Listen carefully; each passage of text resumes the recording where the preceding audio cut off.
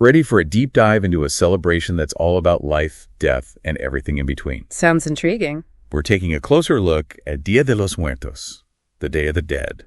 And you've gathered some really fascinating material on this. It's a vibrant tradition. Yeah, and instead of just scratching the surface, we'll be uncovering those deeper meanings. I think our listeners will really appreciate that. Oh, absolutely. It's so much more than just pretty decorations and sugar skulls. Exactly. We're going beyond those surface-level visuals to explore the heart of Dia de los Muertos. I think a lot of people might be surprised by how much it flips the script on how we typically view death.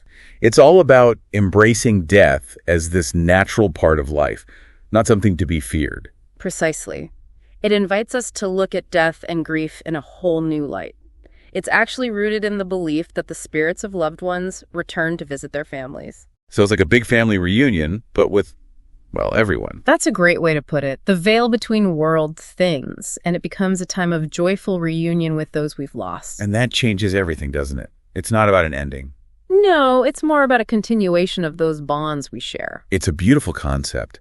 And it's celebrated in such a visually stunning way, too. I mean, you can't talk about Dia de los Muertos without mentioning the vibrant decoration. Oh, absolutely. It's a feast for the eyes. You've got the calaveras, the sugar skulls, which are so iconic. But let's not forget the marigolds. They're everywhere.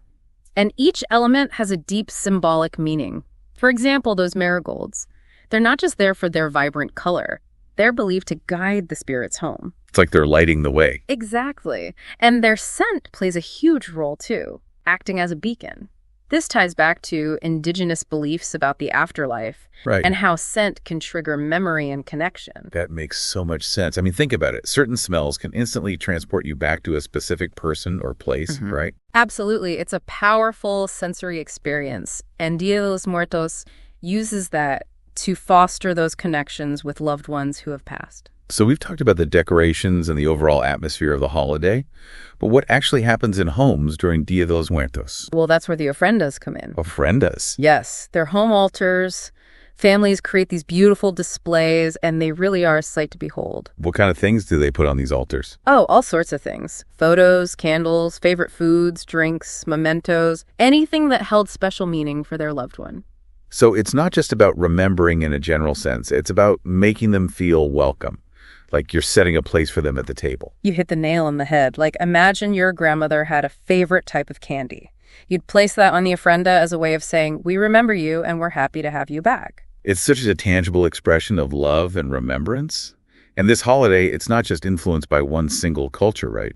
You're absolutely right. Dia de los Muertos really reflects Mexico's rich cultural heritage. So it's like a blend of different traditions. Exactly. It's a unique fusion of pre-Hispanic indigenous beliefs and Catholic traditions. Wow. So you've got those ancient rituals blending with elements of Catholicism. It's a beautiful example of how cultures can intertwine and create something truly unique.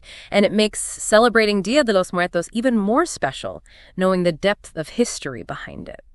And it's not just about remembering those who've passed, right? It's also about keeping those family stories and traditions alive. Absolutely. It's a living history passed down through generations. And I bet food plays a big role in those traditions. Oh, definitely. You can't talk about Dia de los Muertos without mentioning pan de muerto. The bread of the dead. Yeah. I've heard of it, but I don't know much about it. Well, it's more than just a tasty treat. The shape and decorations are all symbolic. For example? Well, often the round shape symbolizes the circle of life.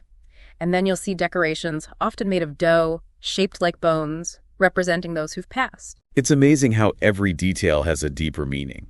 I feel like we could spend hours talking about all the symbolism. There's definitely a lot to unpack, but I think the key takeaway here is that Dia de los Muertos offers us a really powerful perspective on life and loss. It's not just about mourning, is it? Not at all. It's about celebrating the memory of those we've lost. Not with fear, but with joy and love. And that's a beautiful thing, isn't it? Right. To remember with joy. It really is. It challenges us to think about death differently, to see it as a natural part of life's cycle. So we've talked a lot about the traditions, the beliefs, the symbolism, but now I want to turn it over to our listeners. Okay, I like where this is going. You've heard about how Dia de los Muertos approaches death and remembrance. But how does this resonate with your own experiences? Yeah, that's a great question. Does it inspire you to think about different ways of honoring the memory of loved ones?